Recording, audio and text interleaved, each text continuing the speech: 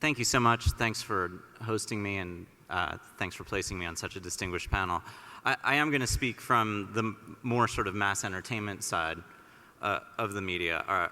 The production company for whom I work is a producer of shows like Survivor and The Apprentice, and so mostly what we're concerned with is mass entertainment storytelling, and we find that all over the world. But you know, despite the fact that social media, as of yet, doesn't seem to be detracting from television viewing, at least in an aggregate sense. Right. I mean, if you look at Nielsen statistics, you'll see that American television viewing, despite the proliferation of other screens, is actually up. It does pose a lot of challenges for us, making sure that we're producing the right content going forward. And I would characterize those challenges and opportunities as much local as they are global. So one of the things that we've really noticed as we've investigated the impact that social media has on us is that especially Facebook, I think, tends to reaffirm localities. As much as we all think of it as a tool to connect with strangers, what it does more often as a general user experience is reconnect you with the people you already know and reaffirm those relationships. So I think, you know, the creation of global phenomena via Facebook and Twitter is really interesting, whether that's in politics or entertainment. But more often than not, the experience is finding out about what your friend's kids did today. So in that respect, Facebook, as much as it's 500 million users, is also 500 million overlapping neighborhoods. And part of the challenge for content producers is how do you program and market to those, right? So this is all happening at a time, and this goes to something that Martin was talking about, where traditional sources of local media, be that newspapers or television affiliates, are undergoing massive upheaval to their business model, which is where, for better or for worse, opportunities are being created, which is who's going to program to local. I think that's actually the key content question that's being generated by the rise of social media. And that could be, I mean, there are so many players in trying to do that. It's newspaper brands moving online, it's big portals like AOL and Yahoo, and it's independent production companies. We've, for the first time, taken a stake in another company, which is called Vimby, Video in My Backyard, which is a disaggregated local production company.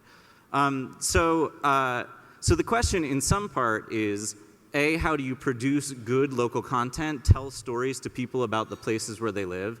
And then B, how do you afford to do that? And those are both challenges that we're tackling. And I would point out that the final irony is one of the ways that you afford to produce quality local content is by globalizing the process. So in other words, what you may see over time is, yes, we can be aggregating content for Minneapolis, but that content may be edited in Riyadh or Mumbai or Singapore. And that's just part of the outlook that you have to have as you're dealing with all these self-selecting groups of people in the social media landscape. So the question is, I guess, if I had to reverse the phrase, can you think locally and act globally? So what you're saying that the supply chain, the actual process of doing this, it might start with very local audience and local content, but the way you actually supply the product involves a supply chain all around the world? And I think that actually some of the new technological platforms are exactly what makes that possible. Okay. I mean, in a world where you no longer have to deliver physical tape, where it can all be transmitted online, you can take advantage of some of the global efficiencies even in creating the most localized type of content. And can I ask one other question relating to it? So Jared talked a lot about the importance of empowering individuals to create their own content.